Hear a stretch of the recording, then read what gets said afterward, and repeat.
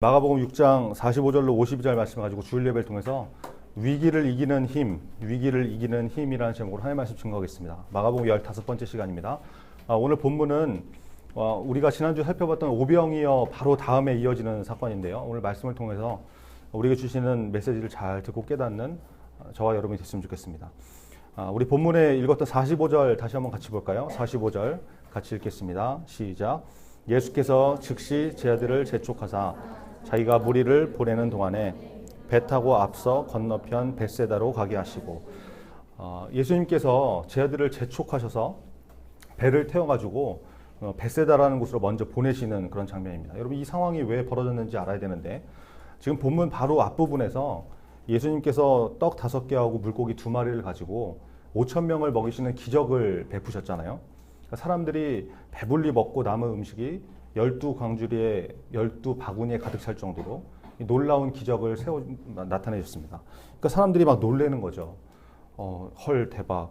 뭐 예수님 이분 뭐냐.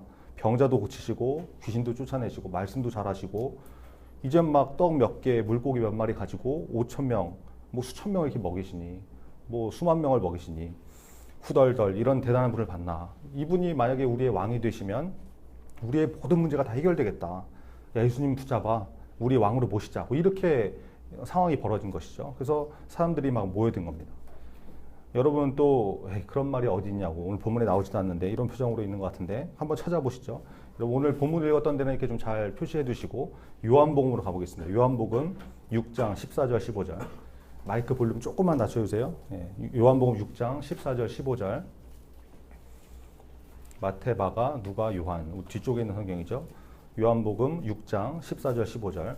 오늘 요한복음에 기록된 오병이어 말씀인데요. 동일한 사건을 기록한 병행 구절입니다. 요한복음 6장 14절 15절 같이 읽겠습니다. 시작. 그 사람들이 예수께서 행하신 이 표적을 보고 말하되 이는 참으로 세상에 오실 그 선지자라 하더라. 그러므로 예수께서 그들이 와서 자기를 억지로 붙들어 임금으로 삼으려는 줄 아시고 다시 혼자 산으로 떠나가시니라. 자, 그죠? 이게 오늘 살펴본 것처럼 사람들이 억지로 예수님을 붙들어서 임금으로 삼으려고 했다. 왕으로 모시려고 했다. 이랬다는 거예요. 자, 그런 상황이죠. 그런 상황. 그런 상황에 예수님이 제 아들을 재촉해서 배 태워가지고 보내시고, 예수님은 사람들을 이렇게 돌려보내시고 그러셨다는 거예요. 여러분 한번 이 장면을 생각해 보세요. 예수님의 행동이 어떻습니까? 너무 자연스럽습니까? 이해가 좀 잘 되세요? 지금 사람들한테 인기를 얻고 사람들이 왕으로 모시려고 그러고 예수님을 우리의 지도자가 돼달라고 그렇게 막 모시려고 하는 상황인데 예수님은 지금 아니라는 거예요. 아니다. 여러분, 만약에 이런 상황이 우리한테 벌어진다 그러면 어떤 반응을 하기 쉽겠습니까? 그냥 못 이기는 척하고 그래, 내가 너희의 왕이 돼줄게. 뭐 이러면 참 좋았을 텐데 예수님은 그렇게 하지 않고 거부하셨다는 거예요. 여러분, 왜 예수님이 거부하셨을까? 이런 의문 들지 않습니까? 이것은 예수님의 사명을 생각해 보면 명확해지는 것이죠. 마태복음 1장에 보면 예수님의 탄생을 이렇게 알려주는 장면이 나오는데, 육신의 아버지가 누구였어요? 예수님의 육신의 아버지 목수 요셉이었죠. 그죠? 마리아하고 결혼하기 전에 마리아가 임신했다는 사실을 요셉이 알게 되죠. 그래서 고민하잖아요. 이게 결혼을 해야 되나 말아야 되나. 이런 상황에 꿈을 꾸는데 그 꿈 가운데 예수님의 그 주의 사자가 꿈에 나타나서 안심하라고, 결혼하라고, 이 아이는 성령으로 잉태된 거라고 이렇게 말씀하시죠. 그러면서 무슨 말씀하시냐면 마태복음 1장 21절 말씀인데, 아들을 낳으리니 이름을 예수라 하라. 그가 자기 백성을 그들의 죄에서 구원할 자이심이라 하니라. 이렇게 말씀했다는 거예요. 여러분, 예수님이 이 땅에 오신 이유가 무엇이라는 것입니까?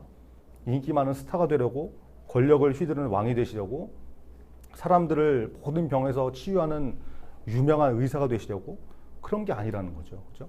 자기 백성을 그들의 죄에서 구원하기 위해서 오셨다라는 것입니다. 십자가를 지러 오셨다. 이게 예수님의 사명이었던 것이죠. 죄의 문제를 해결하시기 위해서 예수님께서 오셨다라는 것입니다.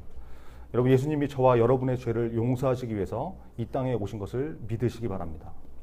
자, 그런데 사람들이 예수님께 요구했던 것은 이런 것이 아니라 뭐였어요? 로마의 압제에서 자유를 얻게 하고 몸의 질병을 치유하게 해달라고 그러고 먹을 걱정을 없앨 수 있는 그런 걸 요구한 것이잖아요. 예수님이 오신 목적하고 맞지 않는 것이죠. 그렇죠? 그래서 하나님과 맞지 않는 요구를 하는 사람들의 이런 청을 예수님께서 거부하셨다는 거예요. 여러분 이 자세가 참 중요한 것입니다. 우리 인생을 살면서 내 앞에 주어지는 기회와 조건들을 그냥 마음 내키는 대로 다 붙잡는 것이 아니라 내 인생의 목적이 무엇인가? 하나님께서 나한테 주신 사명이 무엇인가? 이것을 기준으로 해서 선택할 수 있는 자세. 이게 필요하다는 것입니다.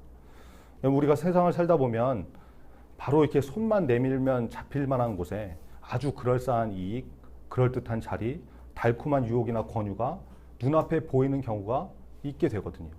여러분 지금은 뭐 그런 상황에 안 놓일 수 있을지 모르지만 앞으로 나이 먹으면 더 많이 그런 일들을 겪게 돼요. 그때 그것을 아무 생각 없이 붙들고 집어삼키고 눌러안고 이러면 안 되는 것이죠. 여러분 요즘 그런 알바가 있다면서요?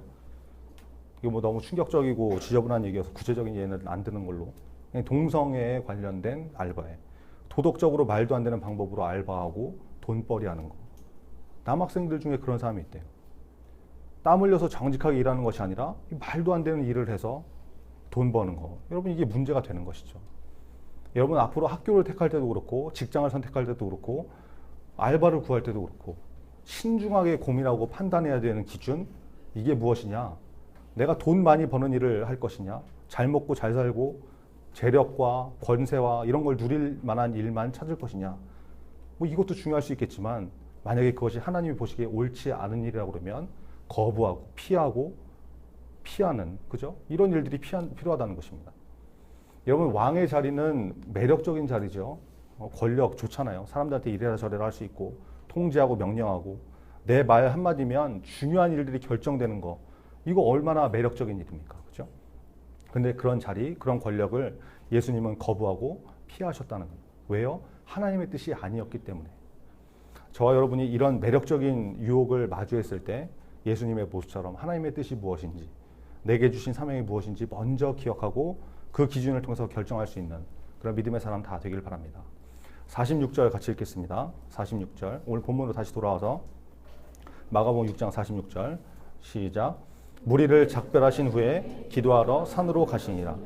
여러분 예수님이 지금 마주하신 이 상황은 영적으로 볼 때 위기의 상황이죠. 하나님의 뜻을 택하느냐, 인간적인 유익을 택하느냐. 그렇죠? 이 갈림길에 서 있는 위기라는 거예요. 여러분 이 순간이 영적으로 볼 때는 심각한 위기라는 그런 상황이라는 것입니다. 그때 예수님께서 택하신 구체적인 방법이 뭐라는 거예요? 기도하셨다는, 기도하셨다. 위기를 기도로 이기셨다는 것입니다. 여러분 지금 예수님은 이 오병이어라는 엄청난 기적의 승리를 이루신 상황입니다. 그리고 수많은 사람들이 몰려들어서 예수님을 왕으로 모시려고 그러고 막 이게 안달이 난 그런 상황이죠. 승리의 순간, 인기 절정의 순간에 놓이신 그런 상황이에요. 예수님 지금 이 문제를 만나시고 어떻게 하셨다는 거예요? 기도를 하셨다. 지금 예수님께서 실패하신 상황이 아니죠. 패배하고 넘어지시고 이런 것이 아니라 승리하고 기적을 나타내시고 인기가 절정으로 치달으신 최고의 상황이었는데, 그러셨는데 예수님께서 하셨던 행동이 뭐라는 거예요? 기도하셨더라. 기도하셨더라. 왜 그렇습니까? 영적으로 봤을 때는 이것이 위기의 순간이니까. 하나님의 뜻을 택하느냐, 인간의 유익을 잡느냐. 여러분 최고의 위치, 최고의 자리에 올라갔을 때 사람은 교만해서 넘어지는 경우가 굉장히 많습니다. 그렇죠? 잘 나가다가 추락하는 경우 얼마나 많아요. 그런데 예수님께서는 어떻게 하셨어요? 오히려 승리하셨을 때, 최고의 자리에 있을 때 예수님께서 기도하셨다라는 것이죠. 우리가 이 모습을 본받아야 되는 거예요. 여러분 우리가 기도 생활할 때 아주 주의하고 피해야 되는 모습이 있습니다. 문제가 있을 때만 기도하는 거, 그렇죠? 이거 피해야 되는 것이죠. 큰 일을 앞두고, 시험을 앞두고, 취업을 앞두고, 수술을 앞두고 열심히 기도합니다. 당연히 문제가 있으니까 기도를 하죠. 그런데 그 기도하던 문제가 응답이 됐어요?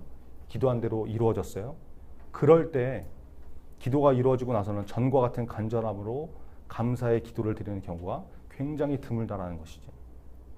여러분 예전에 한번 얘기했었죠. 어떤 TV에서 TV 프로그램이 있는데 창업을 지원해주는 그런 프로그램인데 아이템을 내가지고 1등을 하면 창업 지원금을 주는 그런 프로였어요.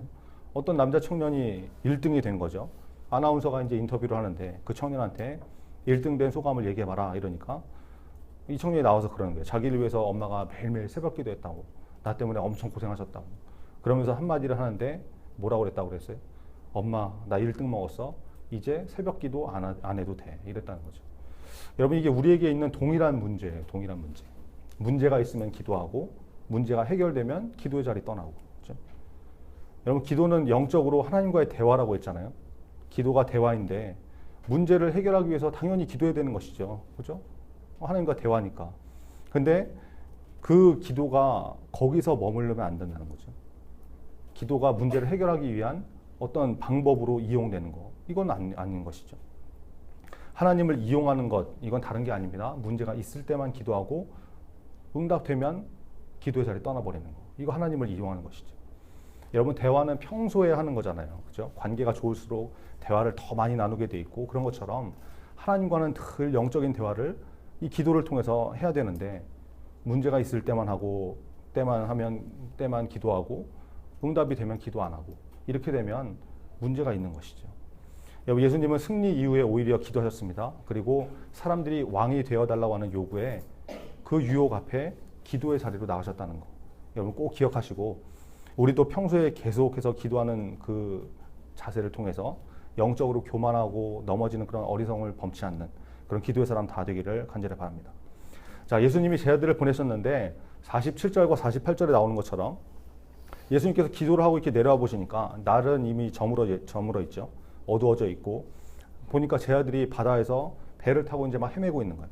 맞바람이라고 그러죠. 이렇게 나가는데 노저어서 가는데 앞에서 이렇게 바람이 불어와가지고 도저히 앞으로 잘 나가지 못하는 그런 상황이 된 거라는 거예요. 그때가 성경이 말하는 시간은 언제쯤이었습니까? 밤 사경쯤이라고 그러는데, 여러분 사경이라는 것은 뭐 새벽 4시다 뭐 이렇게 그냥 간단하게 계산할 수 있는 게 아니고, 이스라엘은 저녁 6시부터 다음날 새벽 6시까지를 시간을 4등분 하거든요. 그러니까 이제 12시간을 4등분 하면은 한 단위가 몇 시간이겠어요? 3시간이겠죠. 그죠? 그러면 일경은 몇 시겠어요? 저녁 6시부터 저녁 9시까지. 그죠? 1경. 2경은 9시부터 밤 12시까지. 그죠? 3경은 언제예요? 자정부터 새벽 3시까지. 이거 3경이라고 그런 거예요. 그러면 오늘 본문에 나오는 4경은 몇 시부터 몇 시겠어요? 새벽 3시부터 새벽 6시 정도. 그러니까 요 사이를 얘기하는 거죠. 새벽 3시 정도면 완전히 한밤중이죠. 그죠? 졸려서 완전히 뭐 사경을 헤매는 시간. 그죠? 그래서 사경이다. 이렇게 외우면 뭐 있지 않을 것 같습니다. 하여튼 뭐 그게 외우시고. 자, 보시면 이 밤 사경이라는 시간은 지금 어두운 시간이잖아요. 그죠? 바람이 근데 막 불고 있고, 바람 불면 당연히 풍랑도 일었겠죠. 이런 상황에 제자들이 노를 저어서 배 타고 가고 있었다라는 거예요. 그런 상황에 예수님이 보시니까 너무 제자들이 고생하고 있거든요. 그래서 제자들이 있는 곳으로 예수님께서 가시는 거죠. 어떻게 가셨어요? 다른 배를 타고 가신 게 아니라 예수님께서 바다 위로 걸어서 가셨다는 거죠. 며칠 전에 뭐 어떤 인터넷 사이트를 보니까, 동영상을 보니까 어떤 사람이 뭐 신발을 좀 특이한 걸 신었는지 이렇게 물 위로 뛰어가는 동영상이 있더라고요. 진짜 막 물 밖에서 막 도움 닫게 갖고 뛰어가더니 물 위로 뛰어가는 거예요. 한 5m인가 6m인가 이렇게 막 몇 걸음 막 뛰어가다가 그러다 이제 푹 빠지고 그러던데, 여러분 예수님은 이렇게 격떨어지게 뛰어오신 게 아니죠. 뭐 예수님이 뭐 야씨 뭐 이렇게 하면서 막 그런 게 아니라 아주 엘레강스하게 제자들한테 걸어오신 게, 걸어오서. 이거 하나님이시니까 가능하신 일이죠. 그죠? 우리가 걸었다 그러면 이거는 말도 안 되는 일이지만 예수님과 가능하신 거예요. 그런데 문제는 뭐냐? 제자들이 예수님을 알아봤다고 그래요? 못 알아봤다고 그래요? 오늘 본문 49절에 보니까 제자들이 지금 예수님을 누구로 아는 거예요? 유령으로 알았다. 유령으로. 이게 난리가 난 것이, 귀신, 막 곡성, 그죠? 제자들이 예수님을 못 알아보고 유령으로, 귀신으로 봤다는 거예요. 자, 보세요, 여러분. 제자들은 어떤 사람들이에요? 제자들은 예수님 가장 가까이서 예수님을 만나고 예수님과 함께 생활하고 예수님과 함께 먹고 마시던 이랬던 사람들이 제자들인데, 물 위로 걸어오신 예수님을 무엇으로 봤어요? 유령으로 봤다. 귀신으로 바랐다는 것이죠. 왜 그렇습니까? 이 상황을 한번 보세요. 밤 늦은 시간이어서 당연히 어두웠겠죠. 컴컴해서 잘 안 보이고, 바람은 불고 있고, 풍랑이 일고 있는 상황이고, 또 하나 우리는 어떤 생각을 갖고 있습니까? 사람이 물 위로 걸어오는 것은 이성적으로 논리적으로 말이 안 되는 거죠. 근데 지금 뭐가 다가오고 있는 거예요? 지금 우리에게 다가오고 있는 저 불체는 뭐다? 절대로 사람일 리 없다. 예수님일 리도 없다. 그러므로 유령이다, 귀신이다, 이렇게 반응했다는 것이죠. 여러분, 이것이 메시지입니다. 제자들이 예수님을 못 알아본 이유가 뭐라고요? 캄캄한 상황, 바람이 불고 풍랑이 이는 그 상황, 그리고 물 위로 다가올 수 있는 존재는 결코 사람일 수 없다. 그러므로 저분은 예수님이 아니다. 이 논리가, 이 고정관념이 예수님을 못 알아보게 만들었다는 것입니다. 여러분, 우리도 마찬가지죠. 인생을 살면서 여러 가지 상황을 만납니다. 어려운 일을 만나고 사고도 당하고 주위를 둘러봐도 완전히 칠흑 같은 그런 어둠이고, 바람과 파도가 몰려오는 그런 상황이 있을 때가 있거든요. 그때 여러분 그 상황에 압도되면 내 생각과 논리에 성경을 끼워 맞추다 보면 나를 도우시러 오시는 예수님을 알아볼 수도 없고 하나님의 능력을 체험할 수도 없다는 것이죠. 여러분 기도하면서도 안 될 것을 믿는 사람이 있다고 그랬죠. 기도는 하는데 하나님도 이건 안 돼. 이미 다 끝났는데. 끝난 상황인데. 하나님도 이건 어쩌실 수 없어. 그렇죠? 기도는 하는데 이렇게 믿는 사람이 있다는 거예요. 완전히 상황에 사로잡힌 사람이죠. 여러분 그래서 우리에게 필요한 자세가 무엇입니까? 눈을 들어야 됩니다. 눈을 들어 주를 보라. 눈 깔고 여러분 상황과 조건 바라보지 말고 나를 도우시는 하나님 눈을 들어서 바라봐야 된다는 거예요. 그게 신앙이죠. 그게. 여러분 우리 중에 사람의 힘으로 어떻게 할 수 없는 그런 상황에 놓인 사람이 있습니까? 그 상황에 압도되지 마시고 그 상황을 뒤집어서 승리하게 하실 수 있는 하나님을 바라보시기 바랍니다. 눈을 들어서 하나님을 보시기 바랍니다. 여러분 예수님의 제자들도 상황과 조건에 눈이 어두워졌을 때 예수님을 알아보지 못했습니다. 어두움을 바라보고 바람과 파도를 바라보고 사람이 어떻게 물 위로 걸어와 불가능해 말도 안 돼 있을 수 없는 일이야 이 생각에 사로잡혀 있으면 예수님을 절대 알아볼 수 없는 거예요. 우리가 신앙생활하면서 그런 사람이 되지 않도록 상황에서 눈을 들어서 기도로 하나님을 바라볼 수 있는 그런 저와 여러분 다 되기를 간절히 바랍니다. 마지막 51절 같이 읽겠습니다. 51절 시작. 배에 올라 그들에게 가시니 바람이 그치는지라 제자들이 마음에 심히 놀라니. 여러분 예수님을 보고 제자들이 유령이라고 놀라가지고 막 소리 지르고 이러는 사람들한테 제자들한테 예수님께서 다가가셔서 얘들아 나야 두려워하지 마 이러시면서 제자들이 있는 배에 올라타셨어요. 그러니까 어떻게 됐더라는 거예요? 바람이 그쳤더라. 여러분 예수님 만나면 예수님을 영접하면 예수님이 우리의 인생의 배에 올라타시기만 하면 모든 문제가 그쳐지는 것이죠. 물 위로 걸어오시는 예수님, 바람과 파도를 잔잔하게 하시는 예수님, 병자를 고치시고 죽은 사람을 살리시는 그 예수님이 우리 안에 오시면 내 인생 가운데 내 주인으로 오시면 우리 인생에 있는 수많은 문제들이 바람 같은 문제들이 다 그쳐지게 된다는 것입니다. 여러분 저와 여러분에게 그 믿음이 있기를 간절히 바랍니다.